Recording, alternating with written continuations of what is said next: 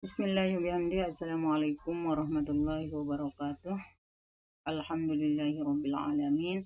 Wassalatu wassalamu ala asyrafil anbiya'i wal mursalin sayyidina Muhammadin wa ala alihi wa sahbihi ajma'in. Amma ba'du. Alhamdulillah, pada pagi hari ini kita dapat melanjutkan pembelajaran kita, yakni pembelajaran tematik di tema 2, subtema 4, pembelajaran yang ke-6. Nah, yaitu pembelajaran yang terakhir ya untuk tema 2, subtema 4. Tapi sebelum kita melanjutkan pembelajaran ini, marilah kita awali dengan sama-sama berdoa terlebih dahulu. Bismillahirrahmanirrahim. Rabbi zidni ilma warzuqni fahma. Baiklah anak-anakku, para siswa-siswi rahimakumullah, semoga pada hari ini kita semua dalam keadaan sehat walafiat, tetap dalam lindungan Allah Subhanahu wa taala, dan siap untuk mengikuti pembelajaran pada pagi hari ini. Mari kita belajar bersama. Kunjungan terakhir menuju kebun binatang. Benny bersama teman sekelasnya membeli tiket. Ia ikut antrean yang panjang. Benny ingin menunggangi gajah.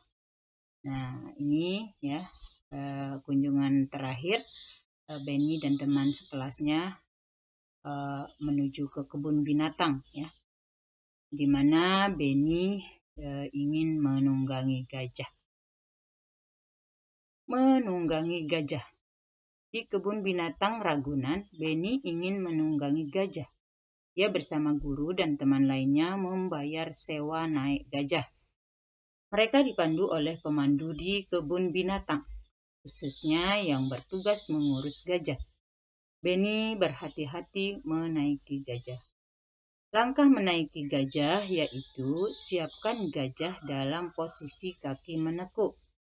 Gajah akan menekukkan kakinya setelah mendengarkan aba-aba dari pemandu. Pemandu pertama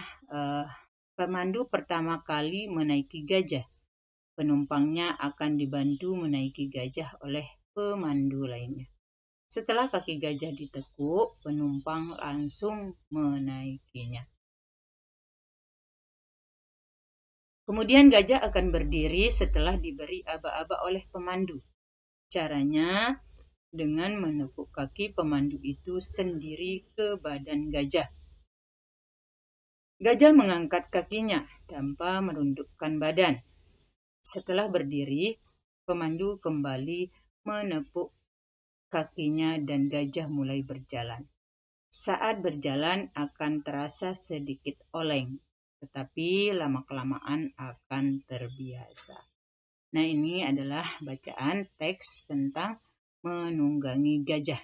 Nah, pada teks tadi, nah ini ada kata yang mungkin kita belum tahu ya, kalian belum tahu makna atau artinya. Nah, yang pertama yaitu kata menunggangi. Ya. Sini ada kata menunggangi. Nah, menunggangi maknanya atau artinya adalah menaiki. Kemudian sewa. Sewa itu artinya meminjam sesuatu ya, meminjam suatu. Kemudian pemandu. Pemandu artinya orang yang memimpin ya, itu pemandu. Orang yang memimpin. Kemudian menekuk.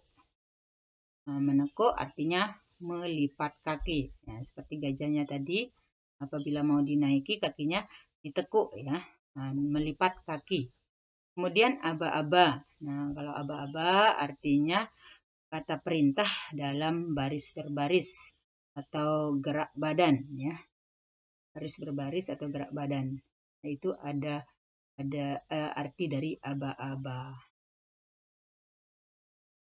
Nah, di sini amatilah gambar berikut dengan cermat. Nah, di sini ada gambar sepatu, kemudian rompi, ya, kacamata, ini topi, kekang, pelana, ya.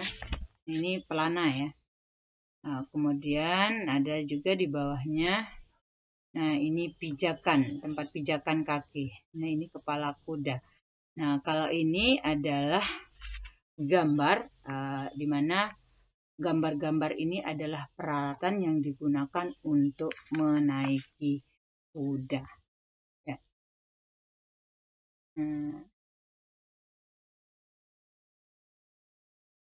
Kalian bisa mengamati benda-benda tersebut, apakah itu ya benda-benda ciri-cirinya daripada alat atau peralatan ya untuk menaiki kuda itu. Kalian bisa mengamati satu persatu ya, sama bendanya, misalnya tadi ya sepatu, kemudian rompi, kacamata. Nah, apakah termasuk benda padat atau bukan? Nah, seperti pengamatan-pengamatan kita yang sudah lewat ya. Nah, itu maksudnya. Mari kita lanjutkan. Apa ya manfaat mematuhi aturan naik kuda? Nah, ini tanya Udin ya. Apa jawabnya nih temannya? Agar tidak jatuh saat naik kuda dan agar kuda tidak liar. Oh, kalau akibat tidak mematuhi aturan naik kuda apa? Nah, kuda bisa liar atau memberontak dan membahayakan keselamatan penunggang kuda. Penunggang kuda bisa jatuh. Nah, ini ya percakapan Udin dengan Beni. Ini. Kemudian mari kita lanjutkan dengan menjawab soal di bawah ini ya. Soal pertanyaan yang pertama, bagaimana manfaat mematuhi aturan di tempat wisata dalam kehidupan sehari-hari? Apa manfaat yang mematuhi aturan? Ya, manfaatnya kita aman, nyaman ya untuk diri kita sendiri maupun orang lain ya. Nah, itu manfaat mematuhi aturan di tempat wisata. Kemudian pertanyaan yang kedua, bagaimana akibat berperilaku yang tidak sesuai dengan aturan di tempat wisata? Nah, apa akibatnya? Ya, akibatnya akan membahayakan diri kita sendiri, membahayakan orang lain, kita juga tidak aman, tidak nyaman. Nah, itu adalah akibat dari perilaku tidak sesuai dengan aturan di tempat wisata. Kemudian pertanyaan yang ketiga, bagaimana manfaat mematuhi aturan di rumah dalam kehidupan sehari-hari? Nah, ini kalau manfaat mematuhi aturan di rumah ya. Nah, sama juga ya. Jika aturan ya dipatuhi, kita akan hidup nyaman dan aman ya di dalam rumah kita ya. Kemudian rumah kita juga tertata dengan rapi. Itu manfaat mematuhi aturan di dalam rumah. Kemudian pertanyaan yang keempat, bagaimana akibat yang tidak sesuai dengan aturan di rumah? Nah, apa akibatnya jika peraturan tidak sesuai ya? Jika aturan itu tidak sesuai di dalam rumah kita, ya kita juga tidak aman, kemudian tidak nyaman juga, rumah kita jadi berantakan, kotor. Ya, itu akibat jika kita tidak melakukan sesuai aturan ya. Jika tidak sesuai aturan di dalam rumah kita.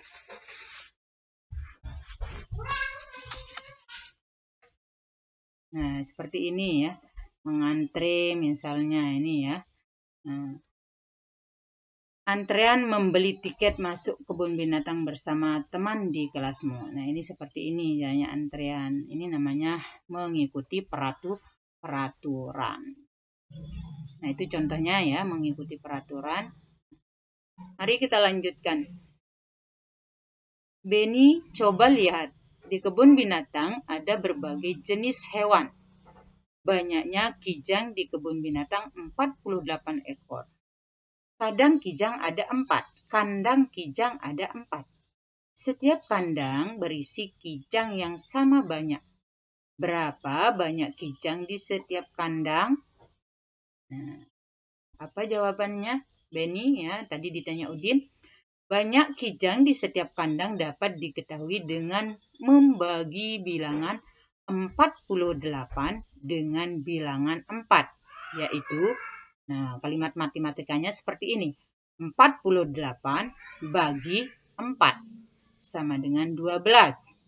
Jadi, dapat diketahui banyak kijang di setiap kandang adalah 12 ekor. Nah, untuk mengetahui juga ya, 48 bagi 4 itu bisa kita menggunakan pengurangan berulang-ulang. Nah, sampai hasilnya 0. Kemudian berapa kali kita melakukan pengurangan itu, itulah hasil dari 48 dibagi 4. Nah, seperti itu ya. Nah, di sini ada contoh juga ya. Nah, ini ada contohnya. 16 dibagi 8 bagi 2. Nah, kalau di sini adalah pembagian 2 kali ya. Nah, caranya ya bisa kita lakukan seperti ini. 16 dibagi 8. Nah, untuk mengetahui 16 dibagi 8 ini berapa hasilnya, kita caranya 16 dikurangi 8 sampai hasilnya 0 ya. 16 dikurangi 8, sisanya 8. Nah, 8 dikurangi 8 sama dengan 0. Nah, seperti itu. Jadi, tadi ada 2 kali pengurangan ya. Nah, jadi 16 dibagi 8 hasilnya adalah 2. Nah, baru kita bagi lagi. 2 dibagi dengan 2. Ya, pembagian yang kedua ini. 2 dibagi 2 sama dengan 1. Nah, seperti itu ya. Nah, ini juga. Apalagi ini 45 dibagi 3. Banyak sekali ini ya. Kalau kita mengetahui 45 bagi 3, berapa kali pengurangan ini? Yang Ibu sudah hitung ini ada 15 ya. Kalau tidak salah ada 15 pengurangan ya. Baru 15 dibagi 5 yang ini. Nah, 15 dibagi 5 sama dengan 3 ya. Hasilnya jadinya 3 di sini. Nah, ini kalian bisa latihan-latihan ya untuk pembagian ini. 33 bagi 11. Bagaimana caranya? Ya, kita menggunakan pengurangan berulang-ulang terlebih dahulu. 33 dikurangi 11. Sisanya 22. Lagi 22 dikurangi 11. Sisanya 11. 11 dikurangi 11. Sisanya 0. Jadi di sini ada 3 kali pengurangan ya. Jadi 3 ya, hasil dari 33 bagi 11 ini adalah 3 ya. Jadi 3 dibagi 3 lagi di sini sama dengan 1. Nah, seperti itu untuk menghitung pembagian 2 kali ini ya. Yang pertama, pembagian itu bisa kita cari dengan pengurangan berulang-ulang. Baru kita bagi dengan bilangan yang kedua. Nah, ini cara menghitung pembagian 2 kali ya. Nah, untuk hari ini ya mungkin itu saja yang dapat Ibu sampaikan dalam pembelajaran tematik ini. Kalian bisa latihan-latihan ya.